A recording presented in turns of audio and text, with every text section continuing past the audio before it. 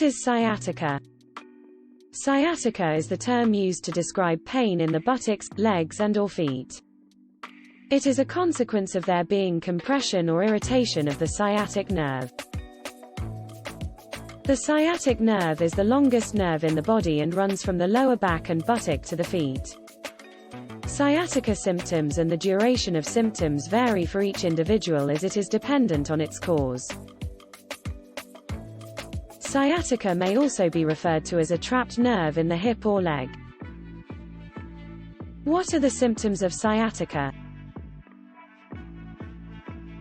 Signs and symptoms of sciatica may vary between each individual. This is due to there being many different causes of sciatica pain. Sciatic symptoms may come and go, or they may be constant for a prolonged period of time. The most common symptoms of sciatica are pain. Commonly, sciatic pain is described as a burning, shooting or stabbing type pain that can occur in the thigh, leg and/or foot. It can be constant or intermittent and can vary according to postural changes. Activities such as bending forward may aggravate the pain. The location of pain depends on which part of the sciatic nerve is compressed or irritated. The back of the thigh and leg are commonly affected. Other areas of the lower extremity that can be affected by sciatic pain are the front of the thigh or leg, the sole of the foot, the web in between the first and second toes. Altered sensation, tingling such as a pins and needles type feeling and numbness are commonly felt in the back of the leg. Weakness in the leg and foot is a common symptom. This may cause a feeling of heaviness in the leg or foot, making walking or lifting your foot off the ground feel difficult. You may find your symptoms get worse when you laugh, sneeze or cough, sit for a prolonged period of time, walk for an extended amount of time. Sometimes sciatica is accompanied with lower back pain. However, usually the buttock or leg pain is much worse than the lower back. You probably don't have sciatica if you just have low back pain. Usually these symptoms occur in one leg. If you are getting symptoms in both of your legs, it is recommended to consult your GP, as this could be a sign of a more serious condition.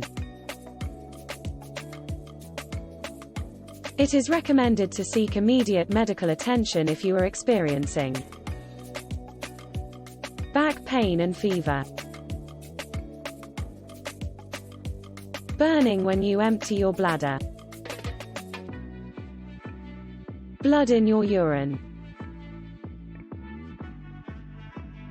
loss of bowel or bladder control.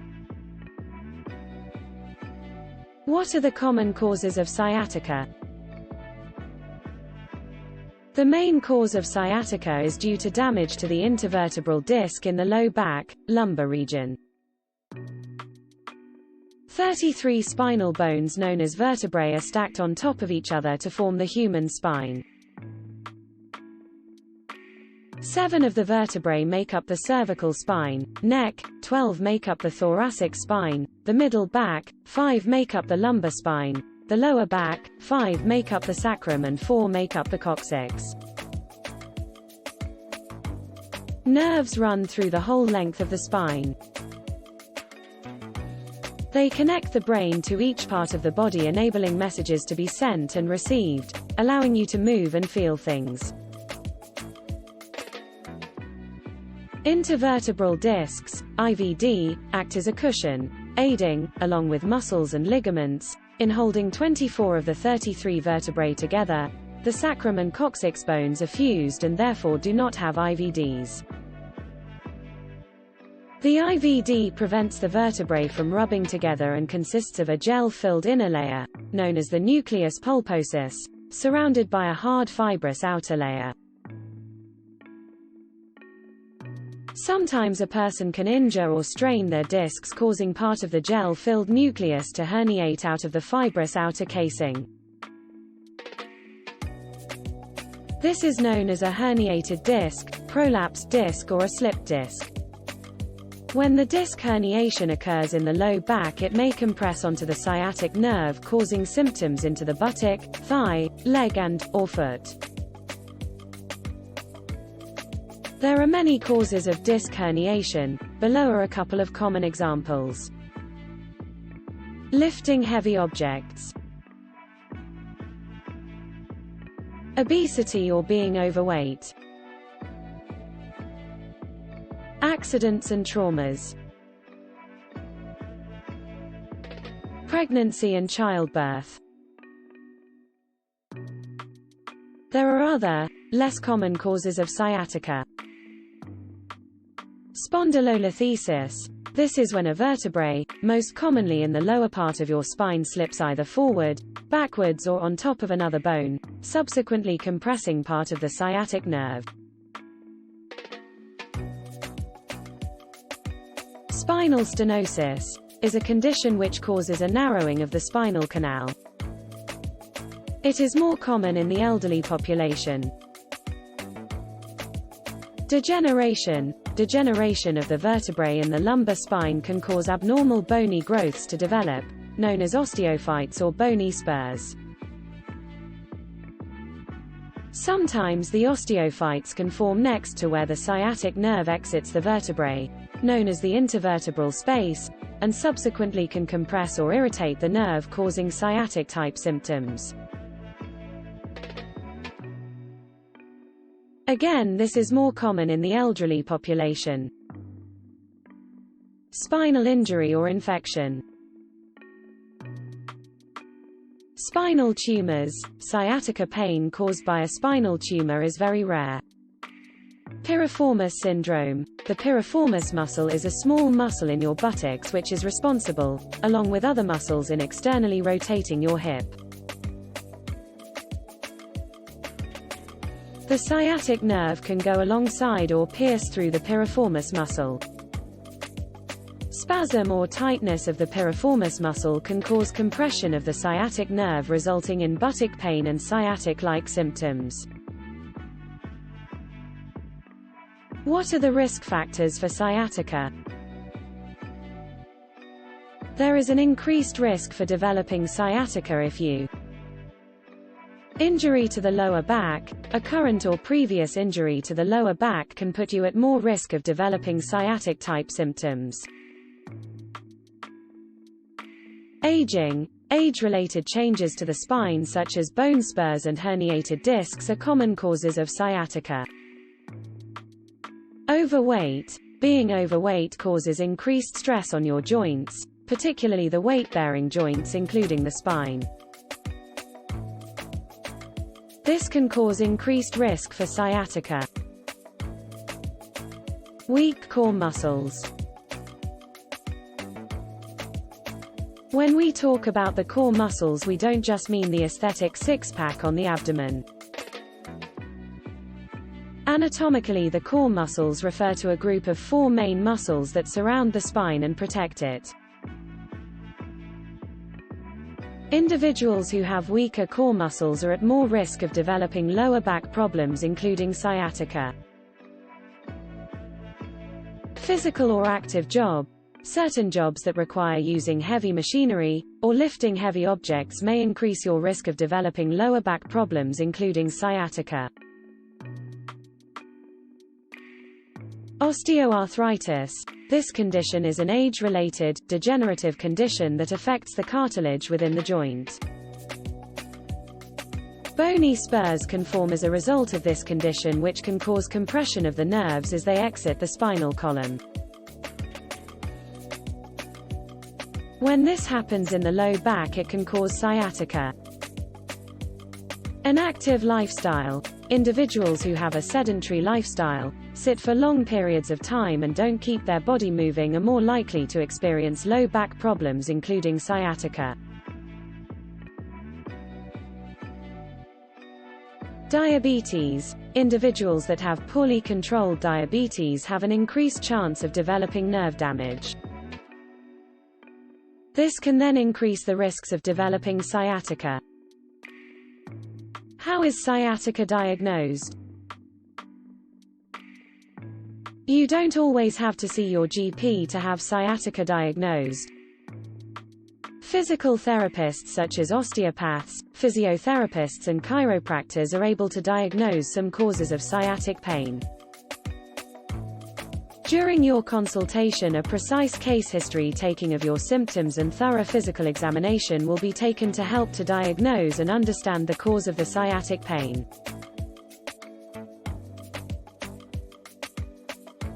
During the case history, the practitioner may ask you questions such as: when did the pain and symptoms start? Were you doing anything when the pain started? What is the nature and duration of the pain? Have you had any injury to the back or hip area?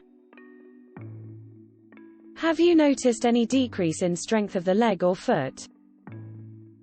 During the physical assessment, the practitioner may carry out a series of tests including a postural assessment, testing of your reflexes, strength of your muscles and nerve stretch tests.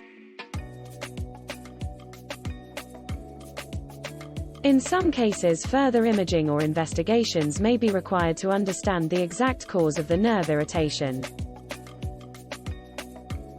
This may include X-ray is a common type of imaging used to look at the bones and joints.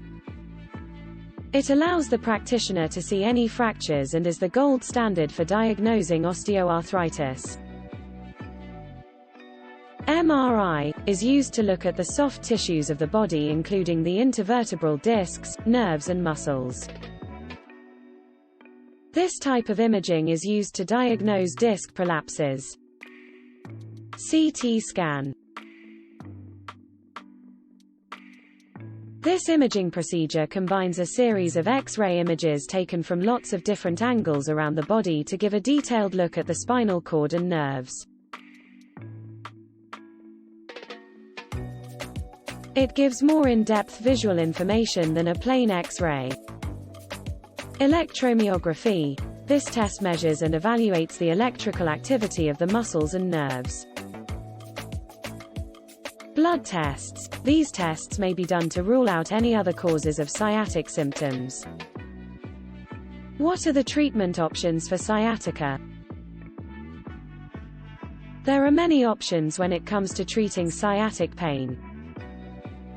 The treatment for sciatica and length of treatment required depends on the cause of the sciatic pain. Osteopathy. Visiting a physical therapist such as an osteopath can help with sciatica relief. The treatment would include a range of different hands-on techniques that aim to reduce the pressure on the sciatic nerve, improve blood flow and circulation to the affected area, which helps improve the body's natural healing response, release and stretch tight muscles to allow for improved movement and function. Your osteopath will also advise you about pain management techniques, including the use of hot and cold therapy along with advice about returning to activity. Exercises for sciatica may also be prescribed to you by your osteopath. These will be exercises specific to improving the mobility and strength in your lower back and core muscles as well as improving your posture.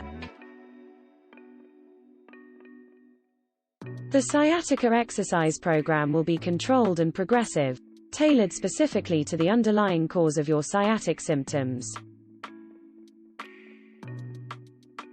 Adherence to the exercises plays a key part in preventing the return of sciatic pain. If you decide to visit your GP, depending on the severity of your pain, they may prescribe you with some oral medications to help you with relieving your symptoms.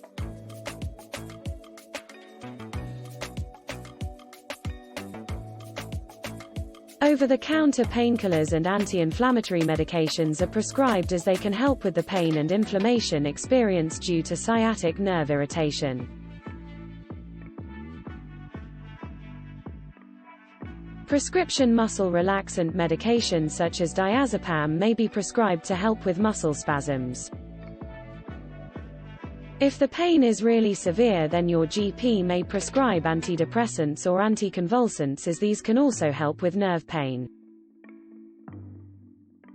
In some cases, your GP may recommend a steroid injection to help you with your pain. ESI is a technique in which a corticosteroid and a local anesthetic is injected into a space around your spinal cord called the epidural space. The aim of ESI is to give you temporary relief from your sciatic symptoms. It does this by reducing the inflammatory response around the sciatic nerve. Sometimes people with sciatic nerve pain may need surgery to their spine. This is a very small percentage of people and is very rare. There are a couple of different options for surgery which should be discussed in detail with your GP or consultant. The two main surgeries for sciatic nerve compression are a discectomy or laminectomy. The main aim of surgery is to decompress the affected sciatic nerve. Discectomy. This is a surgery in which part or all of the damaged disc that is compressing the sciatic nerve is removed. Laminectomy. This is a surgery in which the back part of one or more of your vertebrae in your lumbar spine, low back, known as the lamina, is removed. This creates more space for the sciatic nerve and reduces the likelihood of the nerve being compressed. Visit the NHS Help website to find out more information about the different surgeries available for sciatic nerve compression. The prognosis for sciatica is dependent on the cause of the nerve compression. For some patients, symptoms may occur for 6 to 8 weeks, for others it may be a more long-term persistent pain. Can sciatica be prevented? Not all causes of sciatica can be prevented. However, you can take steps to reduce your risk and protect your lower back from any further injury. Below are a couple of hints and tips towards protecting your lower back from further injury. Having good strength in your spinal and abdominal muscles are key in providing stability to your spine. Exercises such as Pilates and yoga are a great way of improving your spinal and abdominal strength and stability. Lifting techniques. Ensuring that you have a good lifting technique is essential in reducing the risk of injuring your back. Whatever the weight of the object you are lifting, ensure that you bend from your hips and knees, not from your back, and that you squat down to the object you are picking up. Keep the object close to your body and engage your abdominal muscles when straightening your legs to lift the object up. Avoid twisting or turning your back when you are lifting the object. Never lift a heavy object above the height of your shoulders. Posture. Ensure that you have good posture when standing and sitting. Poor posture can lead to increased pressure of the joints, ligaments and muscles of the back. It is recommended to get the okay from your osteopath, physical therapist or GP before trying out any of these exercises. For more information, visit Body Tonic Clinic today.